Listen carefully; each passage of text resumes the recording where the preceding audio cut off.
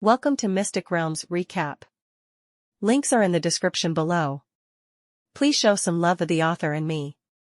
On to the show. I think I finally understand that feeling of tension that everyone was exuding before we entered the hidden domain, Keen said as he ran beside Lux and with the rest of the members of the Rowan tribe. Yes, Lux replied. They knew that the moment they entered the portal, their lives would be in great danger. This is probably why all the guilds banded together at the very beginning, in order to advance as a single unit. If we had all headed towards the sacred dungeon by ourselves, we would have been easily killed off one by the monsters that lurk within this forest. Sai didn't say anything and simply carried the members of the Rowan tribe, who were injured on her back. This was the first time she had entered the hidden domain, but every time her grandfather sent an expedition to challenge the sacred dungeon, more than half of the teenagers he sent didn't return. This was also why going to the hidden dungeon wasn't a compulsory order. Everyone had the right to reject him. Even so, more than 20 people answered his call, and accompanied Sai to one of the most dangerous places in Elysium, which had already claimed countless lives. Out of the 30 members of the Rowan tribe faction, 5 had died, and 4 more were injured during their retreat. The other guilds had also suffered several casualties, but now was the time to assess how many members they had remaining. What mattered was reaching the sacred dungeon as soon as possible. As soon as they were able to enter it, even if they died inside the dungeon, they would just be teleported outside the gates of the hidden domain, allowing them to live another day. Countless roars, growls, and shrieks could be heard behind them, but no beasts followed their retreat. They were busy, devouring the corpses of the mosquitoes, as well as their beast cores, like opportunistic hyenas enjoying the hardship of others. Half an hour later, the long march ended as they all entered a spacious cave. A collective sigh of relief was heard from around them, because they had finally entered the path towards the sacred dungeon, but this relief was fleeting once they saw the 10-meter-tall creature that was barring their way. An adamantite golem, Henrietta said with a grim look on her face. This is bad. The pigmentation on its body shows that it is nearing the daimyo's rank. For some reason, an adamantite golem stood at the path that would lead them to the sacred dungeon. This golem was incredibly sturdy and has a very high resistance against physical and magical attacks. Usually,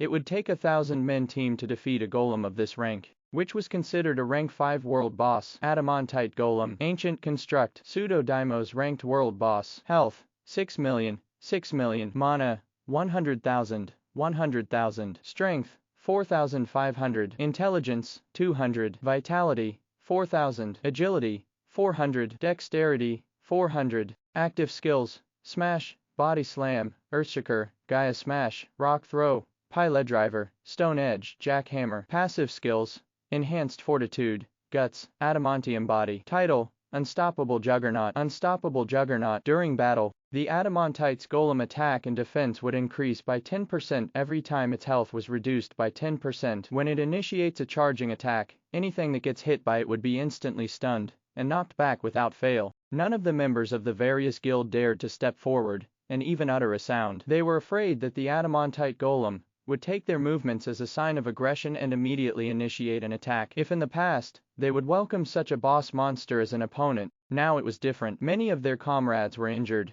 and they still had to challenge the sacred dungeon. They couldn't afford to have any more casualties, so they didn't do anything that might provoke the towering giant that was staring at them from a distance. The standoff lasted for exactly 10 minutes before the adamantite golem walked away. Only when it had disappeared from their sight did everyone manage to regain their composure. Not all monsters inside the hidden domain were aggressive. Some, like the golems, preferred solidarity. Since the teenagers didn't do anything to provoke it, the giant construct didn't label them as its enemies, and left the cave to look for another place to rest. Damn, I almost peed when the golem looked at me, Sai said with shaky legs. I don't think I'd survive if I got punched by that thing directly. Lux and Keen nodded their heads in agreement. A pseudo daimyo's ranked world boss was definitely bad news, so not engaging it in battle was the best option they had. Let's go, Einar said as he led his guild members to march forward. His guild served as the vanguard, so he and his men walked at the front of the formation. Everyone followed suit. Finally, after half an hour of walking, they finally reached a place that looked like a mausoleum for the dead. It looked very creepy, but at its center was a red portal that glowed faintly amidst the dim light that surrounded it. We will rest here for an hour before we set out to fulfill our own missions, Inlil said. From here onwards, everyone is on their own. The heads of each guild and factions all nodded their heads in understanding. All of them had been ordered by their respective kingdoms and factions to gather resources in the sacred dungeon. As to what level of difficulty they would choose, only the high-ranking members of their guilds and teams knew. During that hour-long break, the guilds that had healing classes like clerics, priests, and life mages tended to the injured. This included the injured members of the other guilds, who had accompanied them along the way. This was the agreement that everyone continued to agree to any time the hidden domain was challenged. This was done to ensure that the next time the hidden domain opened, all the next participants would still perform their duties, in order to ensure the success of the missions that were entrusted to them. Lux, are you okay? Iris asked in a worried tone as he lightly patted Lux's body to look for any injuries that he might have received during their battles on the way to the sacred dungeon. I'm fine,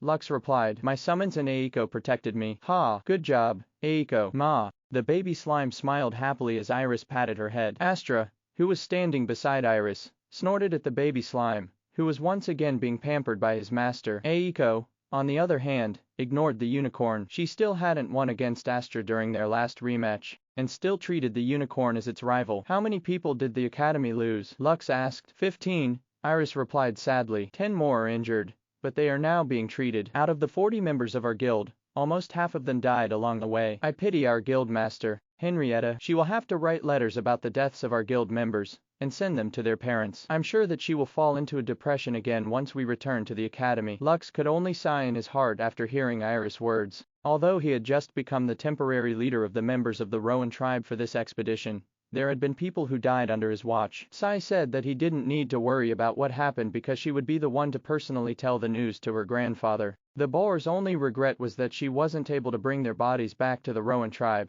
so that they would be given a proper burial. What level of difficulty will you and your group challenge later? Lux whispered in Iris' ear. Hell mode, Iris whispered back. However, we will have to wait for Henrietta's decision as to whether we will continue according to what we discussed beforehand or not. 3 of our 5 healers were killed, so the difficulty of conquering the dungeon has increased. Lux nodded his head in understanding. How about we combine our forces and challenge the hell mode difficulty together? Lux proposed. When it comes to command, your guildmaster can just focus on commanding your members, while I command the members of the Rowan tribe. Do you think that will work? Iris pondered Lux's suggestion for a bit before glancing at her guildmaster. She didn't know if Henrietta would agree to Lux's suggestion, but she thought that it wouldn't hurt to ask if she would agree to this proposal or not. I'll ask her first, Iris replied. However, I can't promise you that she will agree. Lux nodded. I understand. I'll wait for her reply. Iris smiled before walking in the direction of her guildmaster to pass on Lux's proposal to work together. While this was happening, several guilds were also talking about collaborating with each other. The only problem was on how the resources of the dungeon would be divided among them. 10 minutes later, Henrietta approached Lux's group, alongside Iris and her other officers. Iris mentioned that you want to collaborate with our guild, Henrietta said with her arms crossed over her chest. I saw how you fought in the Lionheart tournament, so having you around, in addition to other members of the Elite Four, is very reassuring. However, be that as it may, having 2 teams will definitely mess up the chain of command. How about you and the members of the Rowan tribe follow my commands instead? That way, we will be one unified unit, and will be able to clear this dungeon smoothly. Before Lux could even reply, Sai snorted as she looked at the purple-haired beauty, who was looking at them with a smile. You wish, Sai replied. The Rowan tribe will only follow my daddy. Although our 2 factions have a very wonderful friendship, in regards to this matter, we will not yield. The other members of the Rowan tribe, including Xander, nodded their heads to agree with Kay's words. They only recognized the strong, and Lux had proven to them that he was strong during their sparring matches. Is that so? Henrietta arched an eyebrow. Then in that case we should just wait a moment,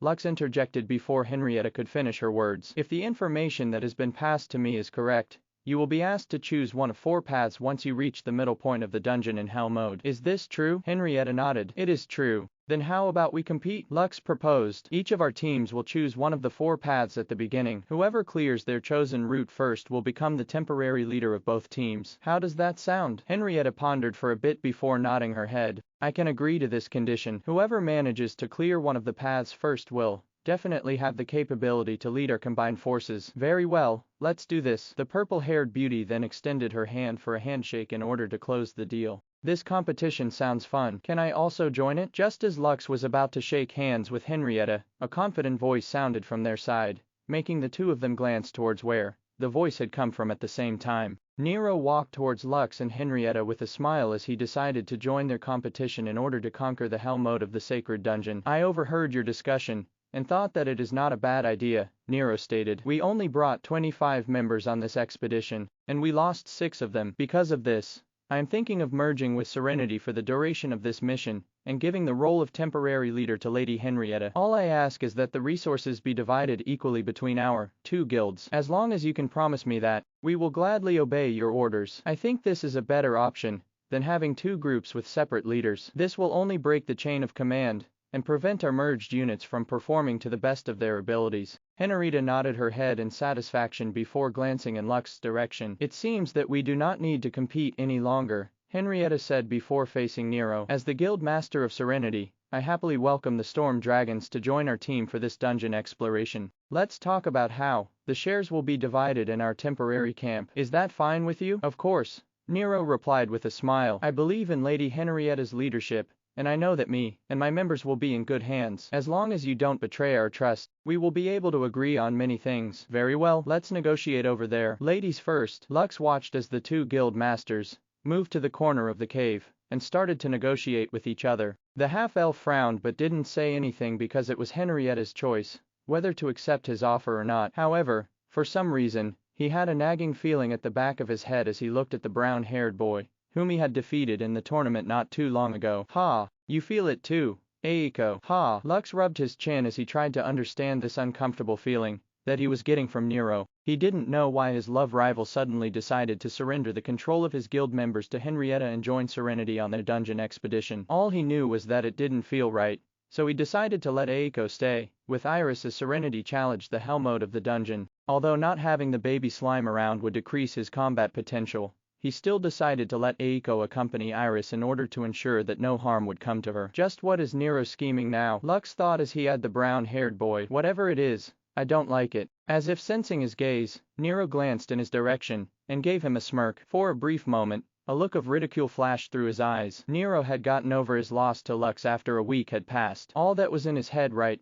now was to show everyone how competent he was, and prove that a single loss was not enough to tarnish the reputation he had built over the years through the hardships that he had encountered in Elysium. After the break, several of the guilds that had lost a lot of members decided to temporarily merge with each other in order to challenge the sacred dungeon. Since Henrietta and Nero had already agreed on merging their guilds together, she politely declined Lux's offer and led Serenity towards the entrance of the sacred dungeon. Eiko was currently perched on top of Iris' head. Lux had a nagging feeling in his guts and felt like something might happen during the blue-haired body's dungeon expedition. So in order to add another layer of protection, he asked the baby slime to go and protect her mama from the unforeseen dangers that she might encounter inside the sacred dungeon. Be careful, okay? Lux whispered in Iris' ears. Be extra careful around Nero too. I feel something off about him. Okay, Iris replied before planting a kiss on Lux's cheeks. Take care as well. I'll see you later. Lux nodded before sending Iris back to her guild members. Just as he was about to gather the members of the Rowan tribe so they could start challenging the dungeon,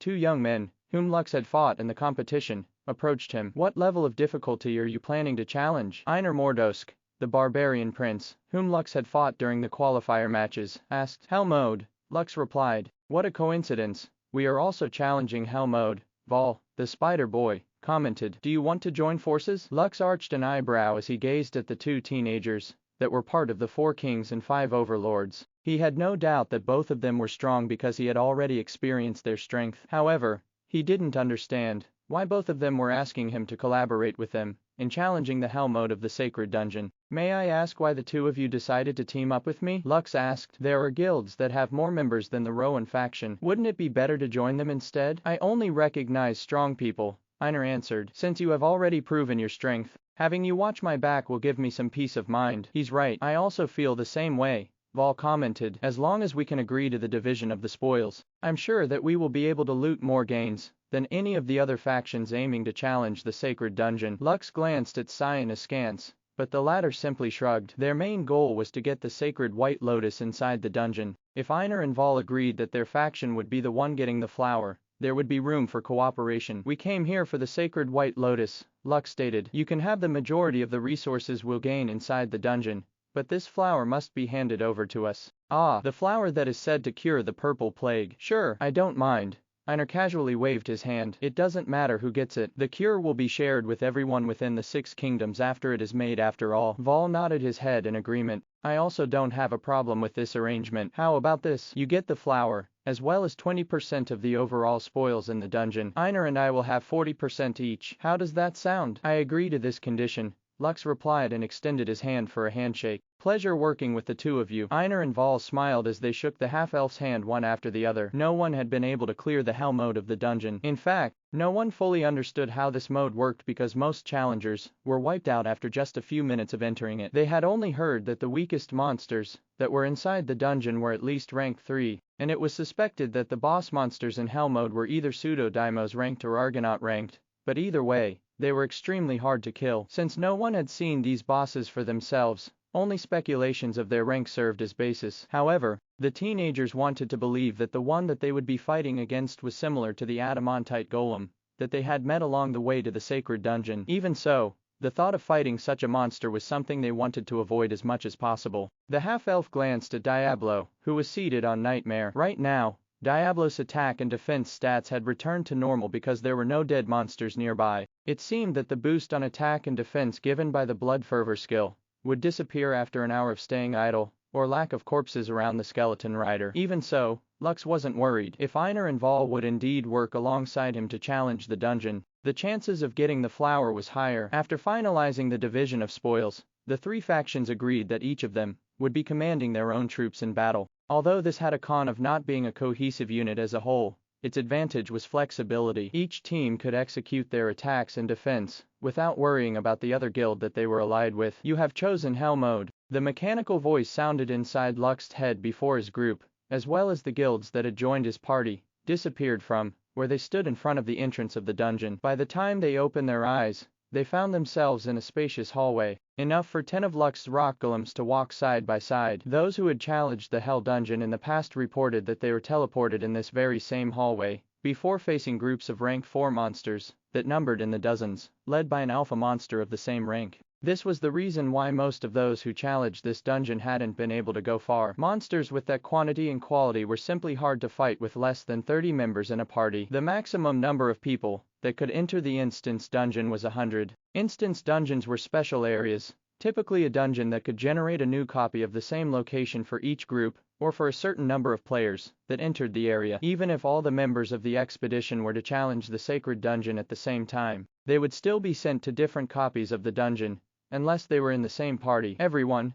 raise your guard, Einar shouted. We don't know what lies before us, so make sure to always keep your attention on your surroundings. Just like they're set up on the way to the dungeon, Einar's group took the lead as the vanguard. Val's team served as scouts, while Lux's team served as reinforcements that guarded all sides. After walking 200 steps, the ground under their feet trembled. Lux, who had experienced something similar in the Bronze Crypt, immediately issued commands to his teammates. Monsters might come out of the ground, Lux announced. Everyone, brace yourselves. Sai immediately transformed into her second form, and glanced at the ground under her feet. As if waiting for that cue, several bony hands rose up to hold onto her hooves, but the boar was one step ahead of them, and used her tusks to shatter the hands that dared to try to bind her in place. The other members of the Rowan tribe did the same, but they were still surprised when they found themselves surrounded by hundreds of high-level undead that rose up from the ground underneath their feet. Do not panic, Val ordered his guild members, who had almost broken their formation. Stand your ground. Protect the healers.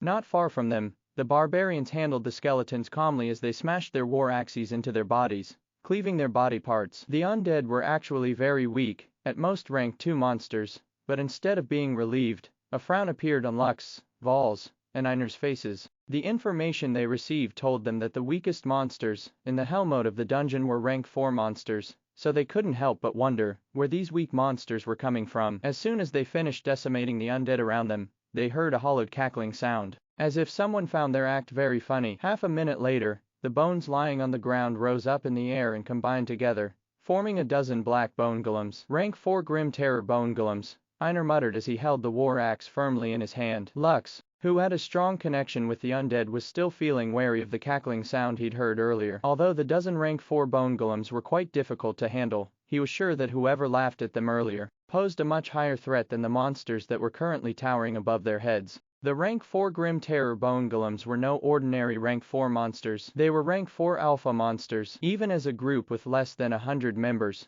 fighting against a dozen rank 4 alpha monster was doable. But what concerned Lux, Einar, and Vol, the respective leaders of the three factions that had allied together to challenge the sacred dungeon, was not these high-level monsters, but the monster who was pulling the strings from the shadows. "We'll take down 4 each," Lux shouted. The first one to finish their targets would assist the other two groups. "Sounds like a plan," Einar commented. Vol smiled without saying anything. Instead, he once again transformed into the elegant golden jumping spider, whose strength was just slightly stronger than one of the Grim Terror Bone Golems that they were fighting right now. Immediately, a battle erupted as the teenagers divided the monster into 3 groups. Lux had summoned his minions, letting Diablo, Ishtar, Pazuzu, and Orion deal with 2 of the Bone Golems, while Sai, Keen, and the rest of the other teenagers of the Rowan tribe dealt with the other 2. Naturally, Lux fought with the assistance of his summons in order to speed up the process. Although the battle was fierce, all the teenagers were able to kill their opponents one by one. The first one to finish their enemies was none other than Lux's group. After that, they immediately helped Vol's team, and lastly, Einar's. When the last of the giant bone golems collapsed on the ground, their whole group cheered for having won a hard battle. However, there were 4 people who weren't smiling, and simply glanced at the shattered bones around them. Lux, Einar, Vol, and Keen didn't let their guard down. It was as if they already knew what was going to happen next, and all of them were preparing to unleash their strongest attack at a moment's notice. Suddenly, another cackling laughter echoed within the hallways. A moment later, the bones that were lying on the ground floated in the air and converged together, as if forming into something. The teenagers that had watched this scene felt a shiver run down their spine. In just a minute, a giant skeleton with obsidian bones, wearing a black crown on its head, roared in front of them. Lux narrowed his eyes as the information of their new opponent appeared before him. Red-eyed Obsidian Skeleton King, a Euro, Skeleton King a Euro, rank 5 Field Boss Monster, Health, 3,750,000, 3,750,000, Mana, 250,000, 250,000, Strength, 1,500, Intelligence, 500, Vitality, 2,500, Agility, 600, Dexterity, 600. As soon as the red-eyed Obsidian Skeleton King took a fighting stance, the unholy cackling spread in the hallways, as if mocking the teenagers' futile struggle for survival. "Let me handle this," Sai stepped forward as it glared at the field boss monster in front of it. Third gear. However, before it could even activate its trump card that it wasn't able to use in the tournament, Lux raised his hand sideways in order to stop the boar from continuing its next transformation. "Leave it to me," Lux replied. "None of you interfere." As a necromancer, he felt as if the one laughing somewhere in the dungeon was mocking him. This was something that he couldn't stand, and he decided to make it choke on its laughter by activating his latest trump card. After the tournament ended, Alexander had passed to him a golden ring where the rewards for the champion were stored. When Lux received the ring, he wasn't able to believe what he saw because the rewards were simply too good to be true. 6 Argonaut ranked beast cores, 12 Deimos ranked beast cores, 100 rank 5 beast cores, 1,000 rank 4 beast cores, 2,000 rank 3 beast cores, 3,000 rank 2 beast cores, 5,000 rank 1 beast cores, 1,000,000 gold coins. There were also several weapons, armors, and artifacts, which Lux planned to use during the dungeon expedition. Lux had used all of his rank 1 beast cores, and nearly exhausted his rank 2 beast cores, in order to unlock another ally that would make his undead legion's strength increase drastically. Asmodeus, shut his trap, Lux ordered. Show him the power of the real king. Immediately, a magic circle appeared beside Lux, and his newest, named creature made his presence known to all. "Asmodeus, I stopped fighting my inner demons. We are on the same side now." Named Skeleton Mage. Lich Lord. Rating, Progress, 0 Fortis, 000. Health, 10,000. 10,000. Mana, 140,000, 140,000. Strength, 105. Intelligence, 700. Vitality, 200. Agility, 105. Dexterity, 105. Active skills, Tame Undead, Bone Prison, Death Coil, Life Drain, Summon Deathsith, Poison Dagger, Summon Flame Skulls. All of Lux's active skills. Passive skills, Mana Regeneration, Health Regeneration, all of Lux's passive skills. Title, Lord's Equal. A Euro, Asmodeus is your 5th named creature and has been bestowed the title of Lord's Equal. A Euro, this named creature has gained the ability to evolve. Lord's Equal. A Euro, regardless of what happens in the future, this named creature will be forever loyal to you. A Euro, as his Lord's Equal. Asmodeus would be able to summon the exact same number of minions that his master can summon, with the exceptions of named creatures. As his lord's equal, Asmodeus would be able to use all the necromantic spells that his master currently has. As his lord's equal, Asmodeus will gain access to all of his master's skills, with the exception of bloodline abilities. When fighting alongside his master, all of Asmodeus' stats will increase by 50%. Note: the devil is and always will be a gentleman. Tame undead. You will be able to tame any undead creatures that are 2 ranks higher than you. Maximum number of tamed creatures is 1. If you tame another undead creature while you own another, the first undead creature will disappear and be replaced by the new one. A lich, who wore kingly robes and a bejeweled golden crown on his head, appeared beside Lux and looked up at the red-eyed obsidian skeleton king. "This hallway isn't big enough for 2 kings," Asmodeus said with a trace of amusement in its cold voice, "but I'll make an exception if you become my servant." As if feeling that its dignity had just been challenged, the skeleton king glared at the lich lord, who dared to think of making it his servant, and raised its obsidian sword in preparation to strike the lich down. "So the answer is no." Asmodeus raised his finger and pointed it at the skeleton king's head. "What you think doesn't really matter. The one who gets to decide your fate is me, not you." The skeleton king had enough of the lich's bullish *T, and decided to erase its existence from the world. Tame undead. The giant obsidian sword stopped a foot away from Asmodeus' head. Sai, Keen, Einar, and Val had already distanced themselves away from the giant skeleton king, thinking that it would instantly annihilate Lux's newest named creature and attack them all afterwards. However, the scene they were expecting didn't happen. Instead, their eyes widened in shock at the unexpected turn of events that happened in front of them. The giant obsidian skeleton king raised its sword once again, and knelt like a knight in front of Asmodeus, swearing its fealty to its new lord. Suddenly, a roar of anger reverberated within the hallway. Clearly, it wasn't pleased with what had happened to its servant. "What's wrong?" Lux sneered at the end of the hallway, no longer laughing. A wrath-filled roar followed suit, but after that, the entire hallway suddenly became quiet. The only thing that could be heard was the ragged breathing of everyone, who was still in disbelief of what just happened in front of them. Did he just tame a rank 5 field boss monster? Sai stuttered in disbelief. "Yes." Keen, who was standing not far from her, replied. Einar and Val both had their lips tightly shut as they glanced at Lux, who had his arms crossed over his chest. They thought that they had already seen the extent of his power during the tournament. However, what they saw now was simply unbelievable. If they didn't witness it personally,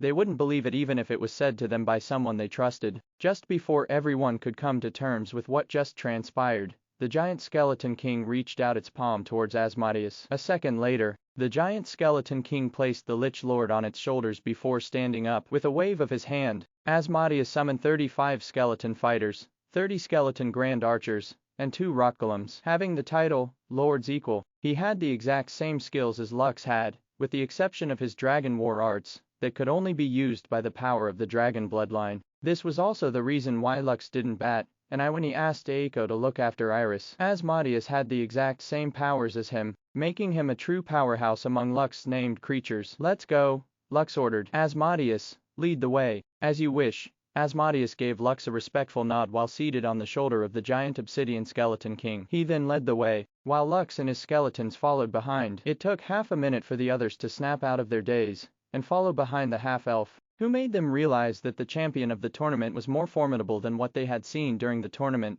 They thought he would be. Is that rank 5 field monster now a pet of yours?" Sai asked as it walked beside Lux. "Not my pet," Lux answered. "It's Asmodeus' pet." "But isn't that the same thing?" "Well, in a way, yes." For an apostle, having a rank 5 field boss monster as a pet was something unthinkable. As far as Sai knew, only the powerful high-ranking nobles and the nobility in Elysium had the luxury of having one as their bodyguard, but for Solaians, having a rank 5 field monster at their beck and call was truly unbelievable. In fact, Lux should be the only apostle-grade teenager within the 6 kingdoms that had such a powerful pawn by his side, which made them feel that clearing the sacred dungeon had now become a lot easier. But, contrary to what everyone thought, Lux didn't feel the same way. If a rank 5 field boss monster was present at the very starting point of the dungeon, it only meant that the one manipulating it earlier was a creature that far surpassed the rank 5 threshold. Either pseudo-daimos or daimos ranked, Lux thought as he walked towards the end of the hallway. The worst case scenario is that the bosses in this dungeon are Argonaut ranked. LL New Street Rise at Nove will be CM. Although Lux had the golden dragon token, which allowed him to summon Kiaza, he was very reluctant to use it unless necessary. It was one of his life-saving trump cards, and it could only be used 2 more times. He was prepared to use one of those opportunities when he entered the sacred dungeon, because of the things he had heard about it. Even so, he only planned to use it as a last resort. I'll cross the bridge when I get there, Lux thought. If my life is in danger, I will not hesitate to use the token. Although dying inside the dungeon would only reduce his stat points, this was something that Lux didn't want to happen. Even with the beast cores in his possession that could propel him to the initiate rank, he deemed that it was best to just use them to improve the quality of his skeleton summons first by staying in the areas that were exclusive for apostles. Also, he still hadn't met with Colette, Maddie, and the others. The half-elf personally wanted to give them an apology for not telling them about the plan he had made in order to hoodwink Twilight Rain. He had thought that the less people that knew about the plan, the safer they would be. Lux had gotten in the way of the secret organization many times, and they had even dispatched initiates to deal with him. If they found out that he had close ties with Colette and the others, the chances of them being targeted as well was high. This was why Lux decided to die as soon as possible. He hoped that the animosity of Twilight Rain would end with his death, and they would no longer target the people that were important to him in the kingdom of Gwillivan. I wonder if they are still mad at me. Lux could only sigh in his heart as he neared the end of the hallway. He knew that right now, he needed to focus on the task at hand, so he decided to set aside the topic of their reunion. After exiting the hallway, they found themselves staring at a spacious hall, with 5 closed gates with different colors. Lux frowned as he walked at the golden gate that stood at the very center of the hallway, and read the letters that glistened on its surface out loud for everyone to hear. 4 horsemen of the apocalypse, conquest, war, famine, and death. These 4 laughed at the folly of humanity, and watch mankind take its final breath. The first rider feeds desperate places. His white coat brings false hope. For him, peace has 2 faces, strife that ends hanging on a bloody rope. The second rider brings carnage like a mad hound, his red eyes filled with burning desire. Dire screams fill the air when the trumpets sound, war that ends deep in a sinister mire. The third rider never felt any reason to mourn, his black soul laughs when others slowly decay. People wish that they were never born, famine that ends in an uncontrolled dismay. The fourth rider is poisoned with wrath, his pale skin breaks every heart, filling it with fear. Corpses laying on his traveled path, death that ends in a timeless tear. He who seeks to release these devils upon the world. Do you know what monsters you plan to let loose of your own accord? Someone who's weak-willed must never even try, for the consequences of their actions will make many people die. After reading the words written on the Golden Gate, Lux glanced at the 4 other gates, located on his left and right sides. On each of the colored gates, the words conquest, war, famine, and death were written respectively. According to what limited information they had, the sacred white lotus was seen on the gate that represented death. So, which gate are we taking? Einar, the barbarian prince asked. Lux pointed at the black gate. We're going to the gate that represents death. Sounds ominous, Vol commented from the side. But, since we're already here, why not? Both Einar and Vol knew that Lux had come for the sacred white lotus. In fact, it was not only them. The majority of those that entered the hidden dungeon, this time all changed their goals from challenging the normal mode into hell mode. The reason for this was simple. The purple plague was starting to become active again, along the borders of the 6 kingdoms. Although proper steps were being taken to freeze all of those who were infected by the disease, they understood that this was merely a stopgap measure, and not a cure for the problem at hand. Because of this, the 6 kingdoms had ordered their elite candidates to acquire the sacred white lotus no matter the cost, even if they had to ally themselves with other guilds to do it. The 6 kingdoms, Barbatos Academy, and the Rowan tribe had an unwritten agreement that whoever gets the sacred white lotus, its benefits would be shared to all of them. Welcome to the Valley of Death. The monotonous voice spread in the surroundings, as if confirming that they had really entered the gate of death. Lux and the rest scanned their surroundings first to check for any hidden dangers that might be present in it. Just like the name suggested, they had appeared in a valley, where countless bones littered the ground. Several banners fluttered in the breeze, and each of them represented the armies that had fought to the death, covering the valley with the air of death and destruction. Lux paid close attention to Diablo's stats to see if the dead bodies in the surroundings were boosting his blood fervor passive skill. Unfortunately, nothing changed. This meant that the dead bodies that littered the ground didn't trigger the passive skill's effects, and were merely there as props or for something sinister that they would have to face later on. Everyone, be careful, Einar shouted. You already know what happened earlier. Stick together and do not wander around aimlessly. Also, don't touch anything. Einar wasn't able to finish his sentence because Sai had already gone to the battlefield, picking up the swords that littered the ground. Ha ha ha, so many swords, Sai said as it happily tossed the swords inside its storage bag. Grandpa will be very pleased after I bring these back to him. Oh, this one is of high quality, not bad. The corner of Einar's lips twitched. He shifted his attention to Lux and gave him the, bro, can't you even take care of your own subordinates? Look, before Lux could even shout and tell Sai to return, the boar suddenly shouted, and uttered a curse. As it was picking up a sword that it fancied, the hand that was holding the sword held it firmly, not wanting to let go. Damn, you are already dead and you still don't want to let go of this sword. Sai cursed as it stomped on the skeleton's arm, with the intention of breaking it to pieces. Let go. However, no matter how hard it stomped on the bony hand that held the ornate sword in a firm grip, it didn't shatter. Just as Sai was about to unleash a barrage of stomps to show the skeleton who was the boss, the ground under their feet trembled. The skeleton's other bony hand rose up to catch Kay's hoof, and stopped it from descending on its sword arm, making the boar squeal in shock. A moment later, it propped itself up from the ground, and pushed Kay's hoof with a force that sent the latter flying away like a cannonball. Suddenly, the sounds of countless rattling bones reverberated in the surroundings. The noise was so loud that Lux was forced to cover his ears because he had very sensitive hearing. I knew it, Vol said in a helpless tone. Everyone stood in shock as countless skeletons rose up from where they lay, and raised their weapons towards the sky. Lux immediately activated his appraisal skill, and the information he saw made him understand that staying on the battlefield was an option that they couldn't afford to take. Run, Lux shouted, as he ran straight towards the southeast, with the intention of scaling the side of the mountains in order to escape the vast skeleton army. Every single skeleton within it were all rank 4, making it impossible for any of them to stand up against them. The only option was to escape and hope that the skeletons would slow down on the uphill climb. As everyone was running for their lives, Sai, who had been busy cursing at the skeleton earlier, was running away from a chariot that was being manned by several undead warriors, which seemed to be keen on hunting her down. In an attempt to escape its pursuers, it immediately transformed into its second form, Hildevisni, and charged like a madlad towards the southeast in order to put as much distance as possible between her and her pursuers. Everyone knew that if any of them were caught up by the skeleton legion, only death awaited them. This was why they ran with everything they had towards their destination, because their lives depended on it. When the teenagers scaled the cliffs beside the valley,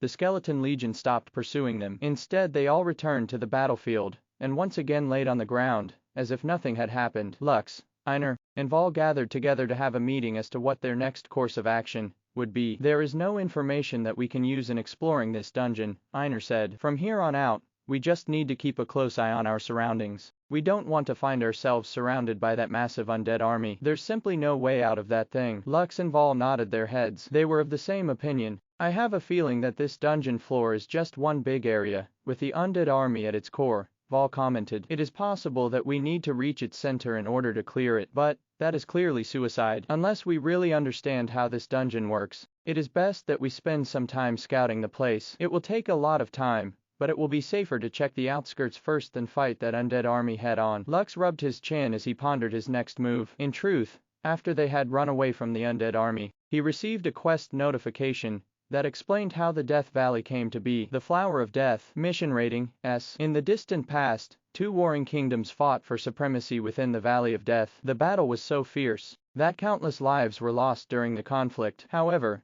just before the battle was about to reach a conclusion, a third party arrived and decimated the bulk of the 2 armies, forcing them to make a hasty retreat from the battlefield. Since then, no one has dared to enter the valley in fear that the countless people that died inside it would drag all of them to join them in the afterlife. Your mission is to eliminate the third party that hides within the Valley of Death and ensure that their tyranny ends once and for all. Quest objective: kill the monstrous terror death tyrant. Quest rewards: +10 to skeleton summoning skills, +10 to skeleton archer summoning skills, +2 to golem summoning skills, +2 to skeleton mage summoning skills, +5,000 body cultivation points, 500,000 gold coins. Beholder's Legacy. The Flower of Death. The quest rewards were pretty straightforward with the exception of the Beholder's Legacy, as well as the Flower of Death. The half-elf didn't know if the Flower of Death and the Sacred White Lotus were one and the same, but he had a feeling that it was no ordinary flower. His only concern was how to inform his allies about the scary opponent that they would face, and how he managed to stumble upon such important information when this was his first time entering the sacred dungeon. Perhaps, noticing his silence, Sai, who had always done everything at its own pace, poked his back with its hoof. What's wrong? Sai asked. Don't tell me those skeletons scared you? You're supposed to be a necromancer, right? Why don't you just let your undead units fight them head on? Also, you have the Obsidian Skeleton King as a lackey. Although it would only survive for 10 minutes fighting that undead army, it will still be able to hold them off for a period of time. Lux gave the boar a sidelong glance, before shifting his gaze towards Einar and Vol, who were waiting for his opinion about the problem that they were facing. Before I left the academy, someone sent me an anonymous letter about the monster that we would be facing if we challenged the gate that had the word death written on it, Lux said with a calm expression on his face. Included in the letter was the name of the enemy that we would have to face if we chose to enter this route. The half-elf was trying to bullshit his way through this problem by using an anonymous letter as a base. Although it sounded suspicious, it was still a good alternative to prevent others from becoming overly suspicious about what he was about to say. An anonymous letter, Sai asked. What did it say? It said,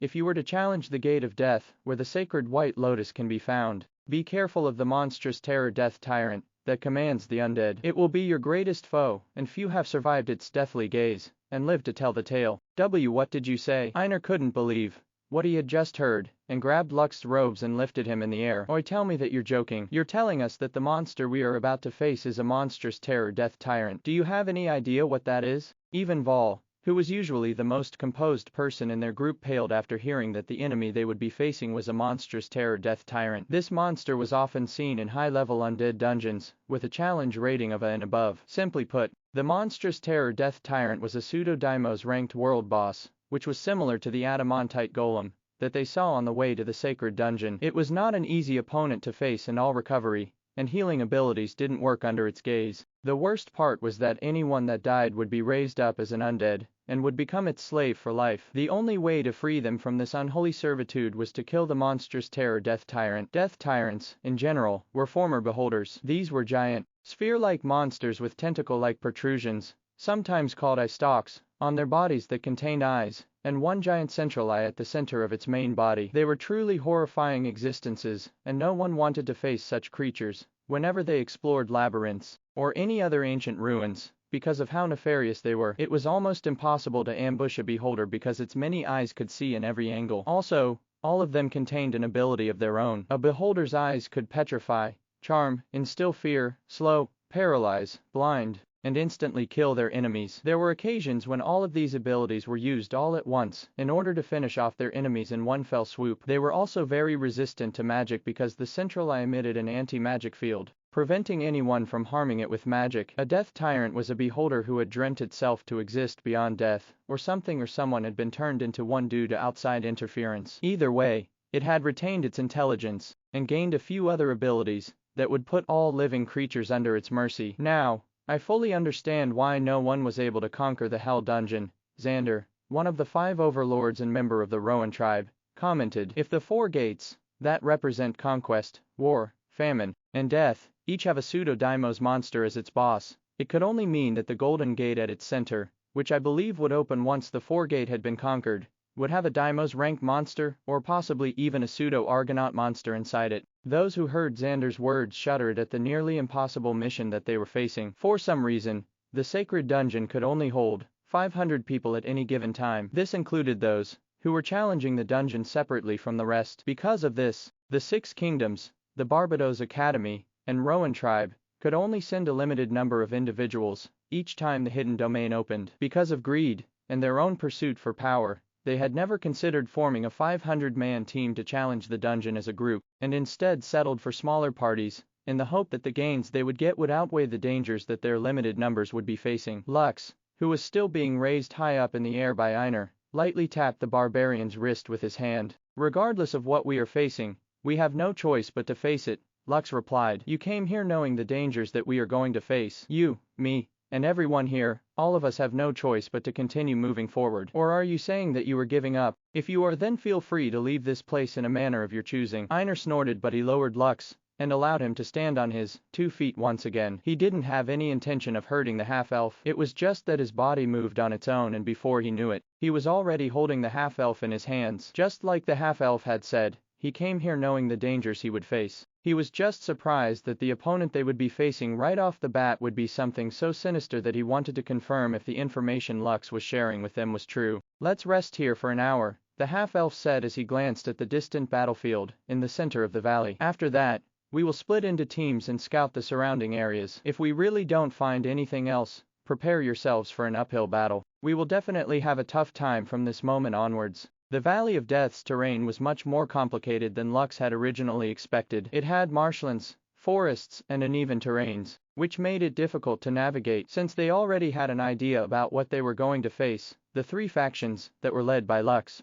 Einar, and Vol scoured the surrounding areas to check its every nook and cranny. Several hours later, they met at the makeshift camp they had set up, and told each other their findings. Just as we expected, there are no animals or any other forms of life aside from the flora in the surroundings, Einar said as he used a branch to draw on the ground. In the northeast, there is a marshland. Some of the areas are relatively deep, but at most, it would only reach up to our chests. Vol, who also held a branch in his hand, drew something on the southwest corner of the map. I traveled to the outskirts of the Valley of Death to check if I would incite any reactions from the undead, Vol stated. However, the skeleton army didn't make a move to intercept me, and simply stayed where they were. Thanks to that, I was able to travel to the other side and see what lay beyond that point. Unfortunately, just as Einar said earlier, I only saw a forest, a marshland, and uneven terrain. I didn't see any living creatures. Even the buzzing of insects was non-existent. Lux sighed in his heart. Since there was nothing that could be found along the outskirts of the dungeon, it meant that they had no choice but to head towards the center, which was protected by hordes of undead whose weakest monster was rank 4. Einar and Vol both had frowns on their faces. They just couldn't think of a way to deal with the vast hordes of undead, to get to the center of the Valley of Death, where they believed the monstrous terror death tyrant was hiding. So, what's the plan? Einar asked. Should you even be asking that? Vol snorted. Since there is no other way but to go forward, we will have no choice but to go forward. Lux, who was still staring at the map drawn on the ground, remained calm, which surprised the two teenagers who were with him. Actually, this isn't as bad as you think it is, Lux said after a few minutes of silence. Although it will take us a long time to achieve it, I believe that we will be able to overcome the hordes of monsters. However, in order for that to happen, I will need both of your full cooperation. Einar arched an eyebrow as he gazed at the half-elf, who seemed to have formulated a plan in his head. You have my attention, Vol commented. As for my cooperation, let me hear you out first. Einar nodded his head in agreement. Although he didn't mind charging into a horde of undead to directly smash them to pieces, he needed to know if his effort would pay off in the end. Trust me, Lux said, even if it takes a day or two, as long as we reach a certain milestone, even if we face the monstrous terror death tyrant, I have the confidence to kill it. Einar and Vol glanced at Lux. The half-elf's words sounded quite confident that they were persuaded to feel like he might be able to make it a reality. The appearance of Asmodeus, who had managed to tame a rank 5 field monster, made everyone view the red-headed teenager in a new light. Since they had already come this far, they decided that they would first see if Lux could back up his words. Naturally, the half-elf knew what Einar and Vol were thinking. He decided not to say anything, and let his actions do the talking for him. Okay, now, let us start our strategy meeting for clearing this dungeon floor, Lux said with a serious expression on his face. A few hours later, the Valley of Death trembled as countless undead rose up from their slumber and attacked Orion, as well as 4 rock golems that were supporting it. The red-eyed obsidian skeleton king had also joined the fray, decimating any undead that was within its obsidian sword's range. Diablo, Ishtar, Asmodeus, the skeleton fighters, and skeleton grand archers fought with everything they had, which contrasted against Lux, who was cooking stew on the cliff. As he overlooked the battle, the barbarians led by Einar, and the warriors led by Vol, also joined the battle. Sai and Keen led the members of the Rowan tribe to join the fight. Their strategy was like this. The rock golems would lure the monsters to the outskirts of the battlefield, where they would be gangbanged by everyone. Lux's role was to stay at the highest vantage point of the battlefield, so he could immediately warn everyone if the monstrous terror death tyrant appeared. Lux didn't divulge the secret of Diablo's skills to anyone. He had tested it out earlier, and he was pleased to learn that, when the rank 4 skeletons died, the passive skill in Diablo's armor activated and increased his attack and defense by 5. The half-elf planned a long and gruesome battle, allowing Diablo's attack to reach a level where even a pseudo-Deimos ranked monster would feel a sheet load of pain every time it received even a single blow from his named creature. Diablo's attacks had the ethereal element, which meant that it would deal true damage to anything it hit, regardless of how high its defense was. Back then, Lux thought that this was a pretty nice thing, because he didn't fully understand how this skill worked. However, after fighting strong bosses, he finally realized how deadly Diablo's attacks were because they ignored all kinds of defenses and allowed him to deal a severe blow to his enemies once his attack and defense reached a certain threshold. If Diablo's attack reached 6 digits, even an opponent with millions of HP would not be able to brush off the skeleton rider's attacks, which was one of Lux's trump cards in battle. I'm sure that they will also realize it later, Lux thought, but as long as I don't say anything, Einar's and Vol's suspicions will just remain as suspicions. Blood Fervor was a broken ability, so Lux didn't plan to tell anyone that his skeleton rider possessed it. As long as he kept mum, even if someone asked, they would just leave with more questions instead of less. Just as the half-elf expected, the undead ultimately overwhelmed the defenders, forcing them to retreat. Orion and the rock golems covered the retreat of the teenagers before shattering into rubble. The skeleton fighters also died in battle, and only Diablo remained on the battlefield with half of its health points still intact. Its life steal ability wasn't working, so it was unable to regain its health points in a prolonged battle. This proved that the Death Tyrant was monitoring the battle as well. This monster had the power to negate any healing and recovery abilities, which made it a very tough opponent to fight during expeditions. Lux had already expected this outcome, so he wasn't worried. He just ordered Diablo to retreat to the farthest place in the map, near the forest. The moment his health points started regenerating, it meant that he had gotten out of the range of the Death Tyrant's abilities. Whenever Diablo's health fully recovered, the half-elf would once again summon his minions for another round of battle. An hour passed, 2 hours passed, more hours passed. Einar had been hacking their enemies non-stop, and his shoulders had started to turn numb. The war axe in his hand also became very heavy, making him exert more effort with every strike. Even Vol had taken on his human form, because he couldn't keep up his transformation for long periods of time. They had already been fighting for several hours, and they were nearing their limit. Fighting a rank 4 monster wasn't an easy thing. Although the rock golems were only luring dozens at a time, it still took a toll on their bodies. In the end, the teenagers left the battlefield completely, to let all of them rest and recover their strength. Only the undead remained, and they continued to attack their enemies one by one, further increasing Diablo's attack power. Suddenly, Lux saw something red flash at the center of the Valley of Death. So, you finally aren't able to keep still, huh? Lux sneered at the giant skull, whose deadly eyes were now gazing in his direction. Although the monstrous terror Death Tyrant had made its appearance, it didn't move from where it hovered. Instead, it kept on summoning more undead soldiers to fight for it, making the sneer on the half-elf's face widen. Lux knew that if the Death Tyrant didn't make a move soon, Diablo's strength would finally reach 6 digits, making him a formidable foe to both the living and the dead. If given enough time, Lux was confident that Diablo's damage would reach a staggering level. Right now, the skeleton rider's bonus damage and defense had already surpassed 10,000, which was considered immensely powerful. Rank 4 monsters weren't easy opponents, so even after many hours in battle,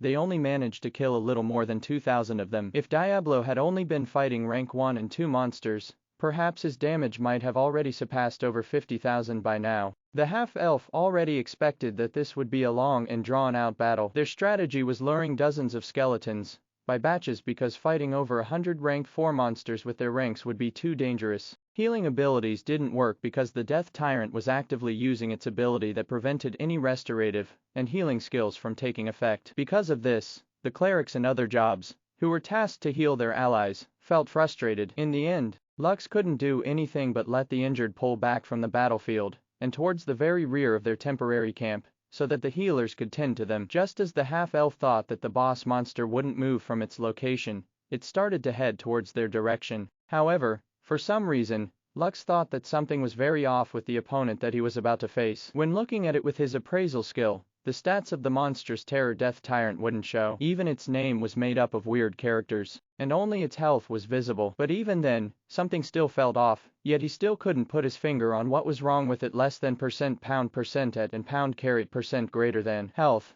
1,238,987. 1,238,987. Mana, strength, intelligence, vitality, agility, dexterity. Is this some kind of bug? Lux wondered. There had been several times when the compendium wasn't able to determine the strength of the enemy and only had question marks for the stats of the monster. However, this time it was different. This time, even the name of the monster couldn't be accessed, which perplexed the half-elf. So the boss has decided to enter the fray, Einar said as he gazed at the approaching monster with a solemn look on his face. What do we do now? We retreat, Lux said decisively. We are still unable to beat that thing. We need more time. Vol frowned but didn't say anything. The skeletons that they had killed didn't drop any beast cores. However, that was not the main issue. The problem was the shattered skeleton bones that could reattach themselves after half an hour, making the teenagers fighting them feel helpless. Lux had told them that they would need to spend at least a few days in order to beat the boss monster, so they already expected that the battle wouldn't be ending soon. But knowing that they had to retreat once the boss monster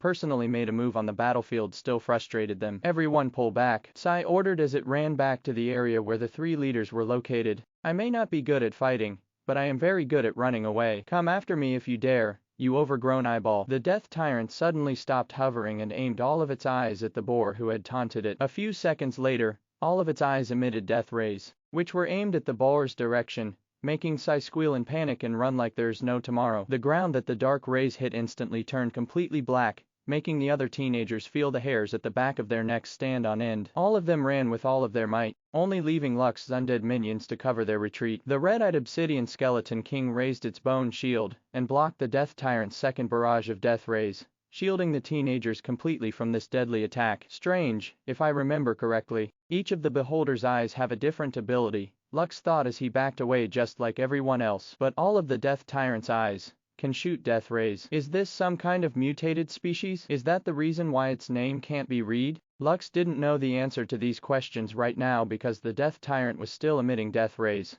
which were being blocked by the giant skeleton king, who was quite resistant to it. These ray attacks were especially deadly to living creatures, but it wouldn't deal much damage against the undead. The skeleton king would receive greater damage against the skeleton army than fighting against the death tyrant, who seemed to only know how to use death rays. Orion, do it, Lux ordered. The rock golem roared as it charged towards the death tyrant with the intention of smashing its giant eye with its rocky fist. Just as Orion was nearing its target, the death tyrant's giant eye flashed once, instantly making Orion's running speed come to a complete crawl. After Orion's speed drastically slowed down, it was swarmed by the undead legion, and it was forced to defend itself by bashing and punching its enemies left and right. The death tyrant wasn't being idle, and once again shot death rays towards Orion. Unlike the skeleton king, who was very resistant to the attack, Orion, although not instantly killed, received a lot of damage. Little by little, its health dropped until it shattered into rubble. Lux summoned his soul book and immediately checked Orion's page. The first thing he looked at was the rock golem's revenge list, and true enough,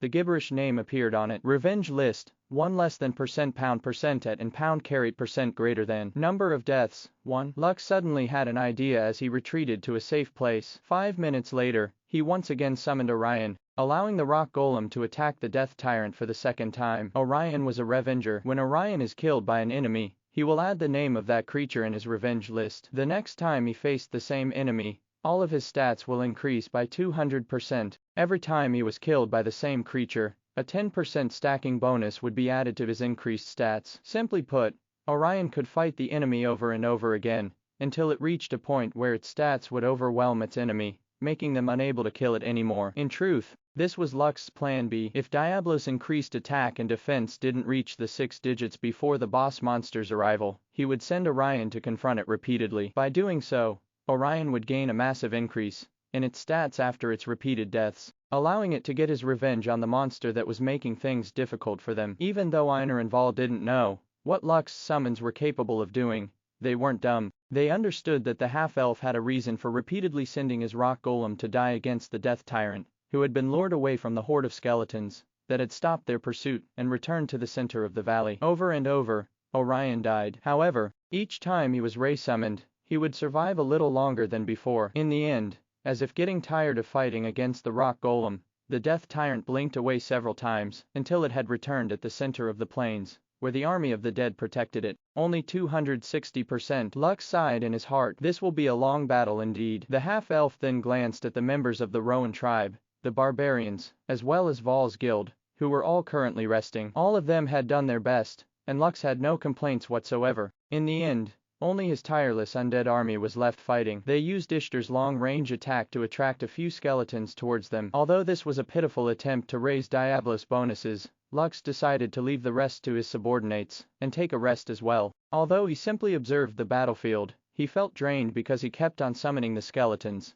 as well as the rock golems, that were continuously dying. In the end, he let Asmodeus take his place, as he went to sleep with the others. Since the Lich Lord could summon the same number of skeletons that he could, there was no problem in keeping the battle going even if he wasn't monitoring the battlefield. The teenagers had assigned watchers to keep a lookout for any changes in the battlefield. Lux heavily emphasized that if the Death Tyrant appeared again, they should wake him up as soon as possible. He planned to make Diablo and Orion his hard hitters during this battle, and he would make sure that their pesky enemy would finally be blown away by the counterattack that would happen once the Skeleton Rider and the Rock Golem gain enough power to conquer the Valley of Death, once and for all. Lux woke up to the sound of fighting. It was still dark, and most of the people were still sleeping. However, the sound of weapons clashing could be heard in the distance. The half-elf wasn't too worried because his subordinates didn't personally come to wake him up to let him know that they were in danger. He had given them the orders that if something was wrong, they should wake him up as soon as possible. Since he was able to sleep without being disturbed, it just means that there had been no situation when his life was in immediate danger. After stifling a yawn,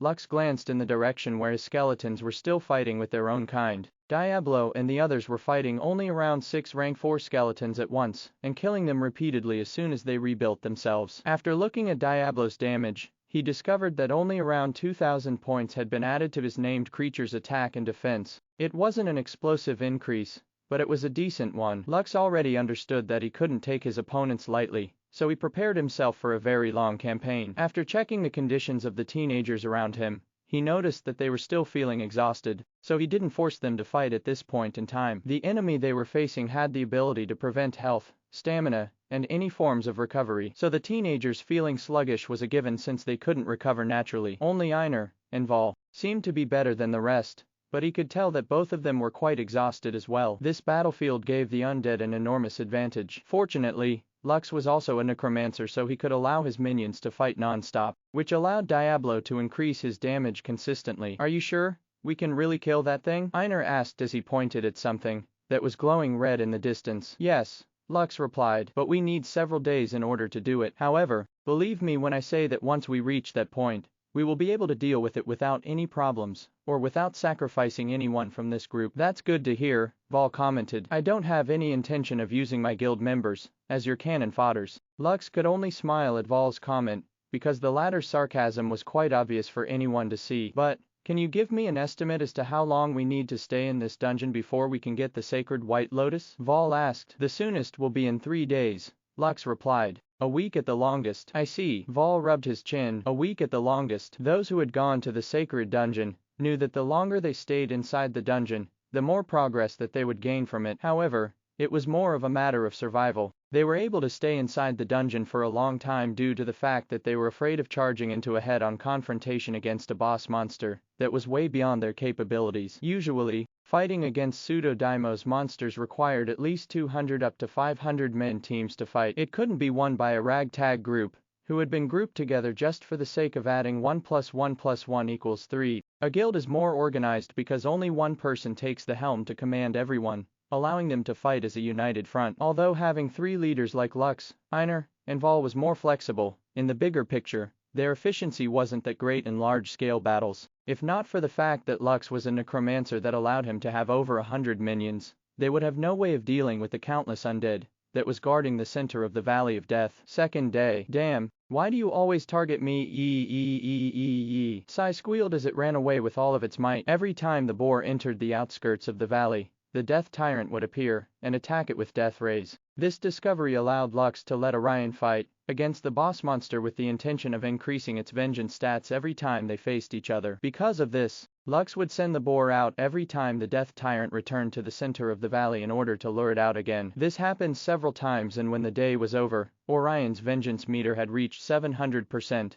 which made Lux extremely happy. Each time the Rock Golem fought against the Death Tyrant, their battle would last a little longer than the one before that, allowing Lux to gauge how strong the Death Tyrant was. When he saw that everyone was exhausted to the point that they couldn't even lift their finger anymore, he would order the skeletons to carry them back to the camp. Diablo has already grown to the point that Ishtar could lure a few skeletons over and the Skeleton Rider could dispose of them all by himself. It meant that the teenagers no longer had to fight because Diablo had reached a stage where he could finish off the rank 4 skeletons with greater ease. 40,000 bonus attack, Lux muttered. Not bad. Diablo just needed to use his skill 5 times in order to destroy a rank 4 skeletons. When it ran out of mana, it would just slash its enemies at least a dozen times before they died. With the other skeletons aiding him, Diablo was constantly getting stronger. Orion was also not that far behind. Being able to increase his stats while dealing with the Death Tyrant allowed Lux to feel more confident that they would be able to overcome the boss they were fighting. But even so, he couldn't shake off the nagging feeling at the back of his mind. He felt as if something was terribly wrong, but he couldn't put his finger on it. This feeling continued until they reached the fourth day. Loud cheering erupted in the surroundings as Orion and Diablo worked together to attack the Death Tyrant on both sides. They had reached a staggering amount of attack power that the Death Tyrant's screams were like music to their ears. The moment Orion dealt the finishing blow to the Death Tyrant, the teenagers around him all glowed, showing that they had all leveled up after the boss monster had died. Lux didn't gain experience from killing monsters. He could only gain additional stat points from absorbing the beast core that the monster dropped. The half-elf's uneasy feeling flared up the moment the Death Tyrant fell on the ground and dispersed like a cloud of ashes. Or it didn't leave anything behind, including a beast core, which made everyone who was looking forward to seeing the pseudo-daimos rank beast core scratch their heads in confusion. However, their confusion didn't last long. Sai, who was paying close attention at the center of the Valley of Death, froze, its entire body shaking in fear and panic. Keen, who was standing beside Sai, noticed the strangeness of the boar's behavior, so he followed its gaze, and what he saw made him draw his sword fully from its scabbard. Lux, Einar, and Val finally realized that something was terribly wrong and immediately glanced in the direction where Sai and Keen were looking. A second after that, Lux immediately shouted, catching Evrion's attention. "Run!" Lux shouted, and everyone ran as fast as they could in order to escape the nightmare that was materializing right behind them. Over a dozen Death Tyrants appeared out of nowhere, and at the very center was a truly monstrous terror Death Tyrant that was at least 4 times larger than the other Death Tyrants that surrounded it. Orion, Asmodeus, block them, Lux ordered as he retreated alongside the teenagers who were literally being carried or dragged by the skeleton soldiers, because they no longer had the strength to flee. The rock golem as well as the obsidian skeleton king immediately stood behind the young teenagers and used their bodies to block the attacks that were aimed in their direction. Hundreds of ray attacks of different colors descended upon the two giants, whose sole purpose was to tank the damage that would otherwise hit the fleeing teenagers that they were protecting. Orion only lasted for half a minute before exploding in shower of rubble. The obsidian skeleton king's health points was shaved a third after taking the full brunt of the next wave of ray attacks after Orion was destroyed. Lux gave the monstrous terror Death Tyrant,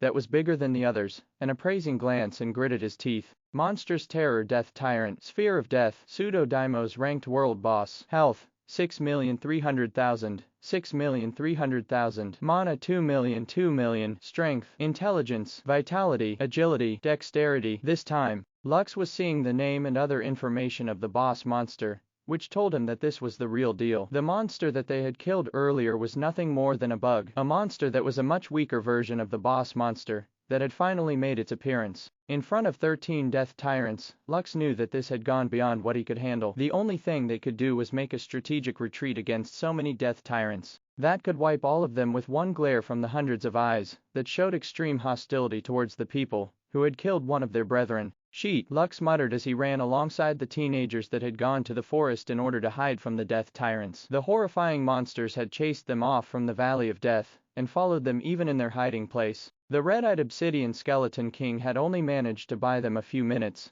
before it disintegrated from the combined attacks of 13 Death Tyrants. Even though it was quite resistant to the death rays, getting hit by a constant barrage of them was not something he could tank for an extended period of time. After that, the monstrous terror Death Tyrant led the other smaller Death Tyrants in hunting them down. Just as Lux was about to summon Kiaza, which was his last resort to deal with this hopeless situation, a rain of arrows descended upon the Death Tyrants coming from the northeast, making the floating spheres of death to shift their attention elsewhere. At that exact moment, Lux received a notification from his soul book that a new quest had activated. He wasn't expecting something like this would happen, so he hastily read the new batch of information that appeared while holding the golden dragon token tightly in his hand. Return of the Kings. Mission rating S. After their defeat at the Valley of Death and the death of their kings, vassals, and soldiers, the crown prince of both kingdoms decided to drop the old grudge they had with each other and strive for peace. A decade passed and both kingdoms prospered, but recent sightings of the Death Tyrants awakening from their slumber had made them feel wary. In order to put an end to the sleeping threats in their borders, as well as avenge those that had fallen in battle, they decided to make a joint expedition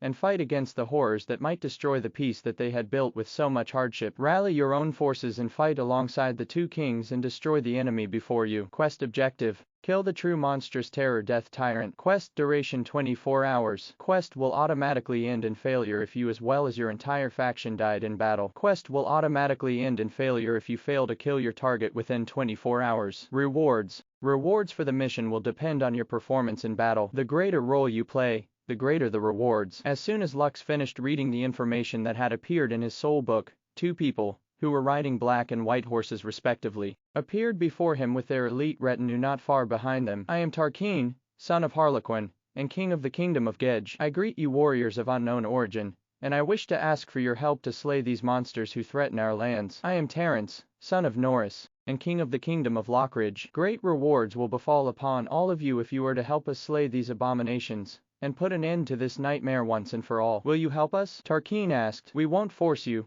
Terence stated. However, you must decide now whether you will fight, or flee from these monsters before you. Less than do you wish to aid the two kings in battle? Choose swiftly. Greater than. Less than yes. No greater than. The answer to this question was a no-brainer. They came here to get the sacred white lotus, and they would be damned if they didn't take this opportunity to mount a counterattack. We will help you, Lux answered. But what exactly must we do in this battle? Tarquin and Terence exchanged glances with each other before shifting their gaze back to the half-elf, who seemed to be the leader of the group of teenagers whom they found in the forest. Einar and Vol didn't say anything because they didn't think it was necessary. They couldn't care less whether the kings talked to Lux or the two of them. They only wanted to know how to get out of this mess and emerge victorious against the death tyrants, who had made their lives miserable. We have brought with us all the warriors we can muster from both of our kingdoms, but the most we can do is fight the monstrous terror death tyrants' minions, Tarquin stated. Although it is shameless for us to ask you of this, we need you to deal with the biggest one among the death tyrants, Terence commented. Only by defeating it will this crusade end. We can only rely on you, young men and women,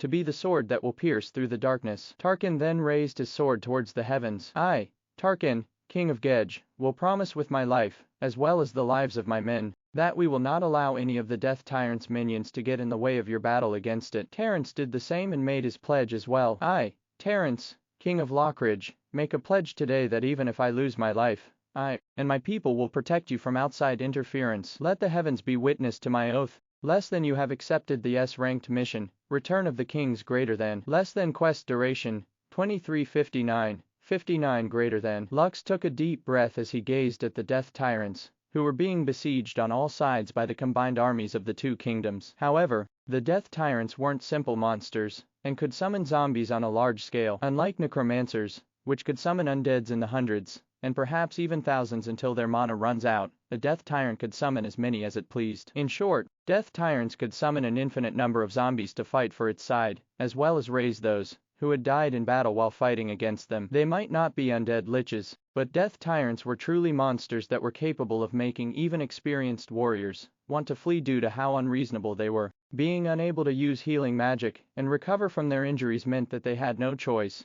but to flee or die fighting in the battlefield when facing these monsters. Looking at the teenagers, who were already at their limits, Lux knew that they couldn't count on them. Should I use the token and end this battle once and for all? Lux thought as he gripped the golden token in his hand. If not for the appearance of the two kings, he might have already summoned Kiaza to fight against the monsters, but even if an Argonaut crystal dragon was strong, he was still wary of the death tyrant's eyes that might affect it in battle, making it difficult for Kiaza to fight against 13 death tyrants at once. While Lux was pondering on what to do, he felt a bony hand rest on his shoulder. Glancing to his right, he saw Diablo, whose glowing eye sockets looked at him with determination. Can you do it? Lux asked. Alone? No, Diablo replied. But I am never alone. Suddenly, large rocky hands wrapped around Lux's body, before lifting him high up in the air. A moment later, he found himself sitting on the shoulder of the rock golem, Orion, and overlooking the battlefield through the eyes of a giant. Scanning his surroundings, he saw Ishtar,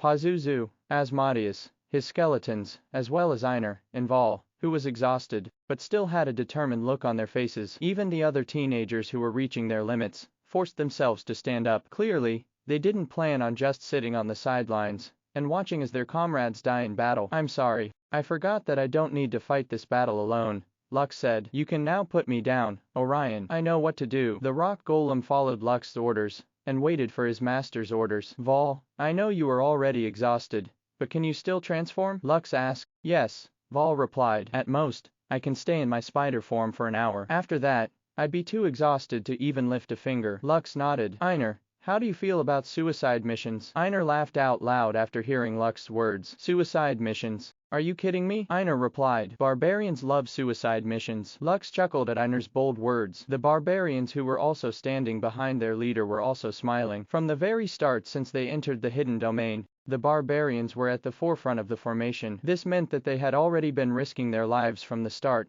so this wasn't a big deal for them. Vol, I know that this is shameless for me to ask, but we need you to become my and Einar's mount during this battle, Lux said with a solemn expression on his face. He knew that Vol was a prideful individual, and it was close to impossible for him to let anyone use him in a degrading manner. Me, a mount? Vol gave Lux a deadly smile filled with killing intent. You sure are pushing your limit, half-elf. I've never been insulted like this in my life. Will you do it? Lux asked as he gazed straight into Vol's eyes, making the other party understand that he was serious. Vol was silent for half a minute, as if fighting an internal battle against himself. He had never thought that a day would come when he would be used in such a degrading manner, and to be perfectly honest, he would rather die than have someone ride on his back. This humiliation would haunt him for the rest of his life, and it might even make him develop some inner demons, which might stunt his growth in Elysium. Very well, but I have a condition, Vol said after careful consideration. You were given Argonaut beast cores when you won the championship. I want one of them, and I will be given free reign to choose any of it. Very well, I agree, Lux answered in a heartbeat, which made Vol and Einar